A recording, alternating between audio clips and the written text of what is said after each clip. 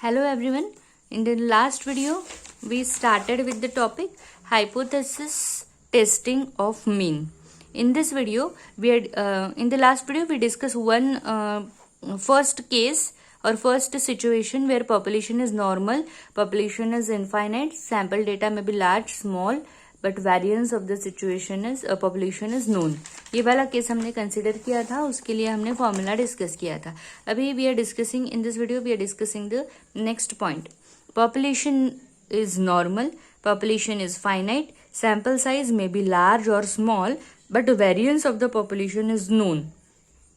HA में भी one sided और टू साइडेड. सो ये केस में, वो केस में क्या था, पहले वाले केस में population was infinite. So finite population के लिए फॉर्मूला में क्या चेंज होगा? सबसे पहले तो आपका टेस्ट जो है यहाँ पे Z टेस्ट यूज होगा.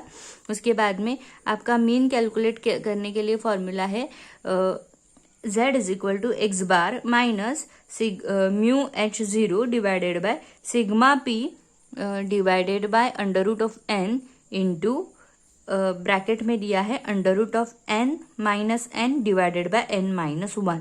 सो this formula will be use to calculate the mean in this second situation. Now we will discuss third case और थर्ड सिचुएशन. पॉपुलेशन अभी थर्ड केस में क्या दिया है? Population normal, population is infinite, sample size is small. First case में small या large दोनों था, सेकेंड केस में भी पॉपुलेशन स्मॉल या लार्ज दोनों था. अगर आपका पॉपुलेशन स्मॉल है और इनफाइनाइट है, sample is infinite but sample size is small, sample is population is infinite means what कि बहुत सारा डेटा है, उसमें से आपने कुछ डेटा को सिलेक्ट किया है. सैम्पल साइज जो है वो आपकी स्मॉल है, मीन्स ह्यूज डेटा में से आपने स्मॉल डेटा आपके सैम्पलिंग के लिए लिया है या फिर आपके प्रोजेक्ट वर्क के लिए लिया है. उसके बाद में variance of the population is unknown and HA में भी वन साइडेड और टू साइडेड. सो ये सिचुएशन में हम लोग टी टेस्ट यूज करेंगे. टी टेस्ट क्या होता है? The test statistic T is work out as below. यहाँ पे मीन जो है वो हम टी टेस्ट यूज करके फाइंड आउट करेंगे. उसके लिए X bar minus mu H0 divided by sigma S divided by under root of n.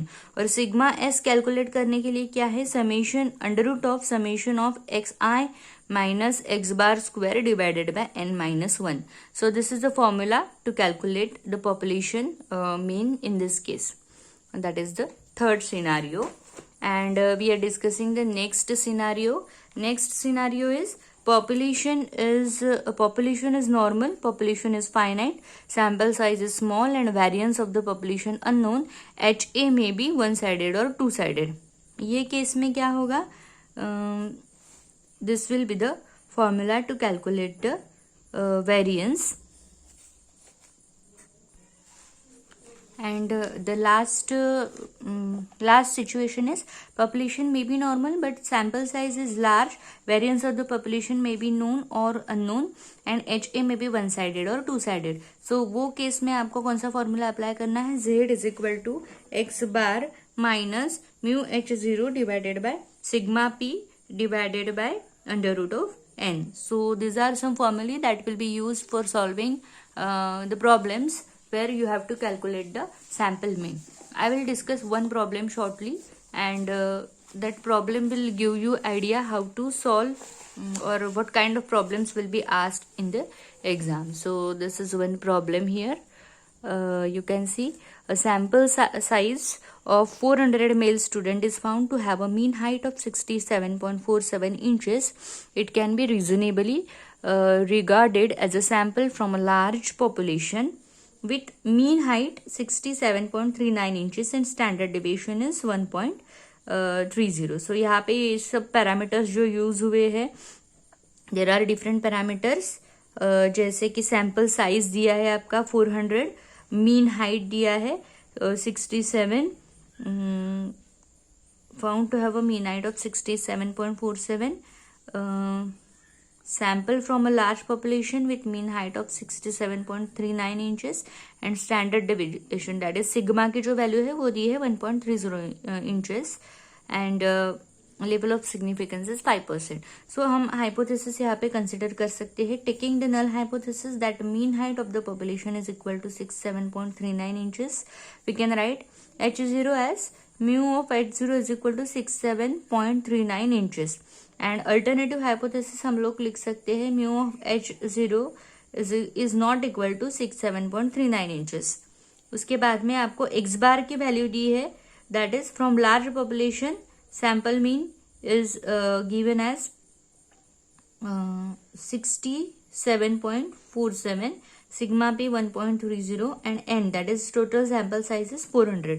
सो अब यहाँ पे ये वाला हमारा सिचुएशन है. ये सिचुएशन आपका कौन सा केस है? Case number 5. यहाँ पे देखो, you can see the case number 5.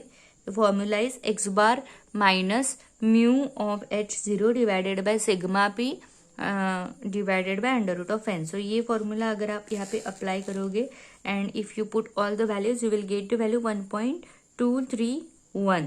ठीक है. अभी HA जो है वो यहाँ पे 2 sided है, क्वेश्चन में given है.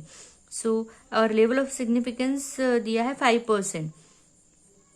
We can say that the observed value of Z is 1.231 which is acceptance regions. Since Z की वैल्यू जो है वो 1.96 से ज्यादा है, ठीक है, तो दैट्स वाई इट H0 यहाँ पे एक्सेप्ट होगा.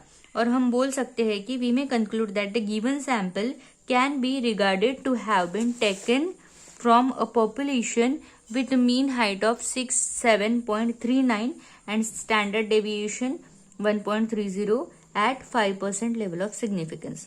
इसका मतलब क्या है कि पॉपुलेशन हमारा एक्सेप्ट होगा. This sample will be. This is how you have to solve these kinds of problems. What you have to do, you have to remember all the situations. 5 situations are there. कौन से type का sample है और उसके हिसाब से आपको क्या फॉर्मूला अप्लाई करना है ये आपको रिमेंबर करना पड़ेगा. You have to mug up this formulae and you have to apply the formulae based on the situation. जो भी टाइप का प्रॉब्लम आता है वो आपको सॉल्व करना पड़ेगा. Now I don't have any idea about the exam pattern.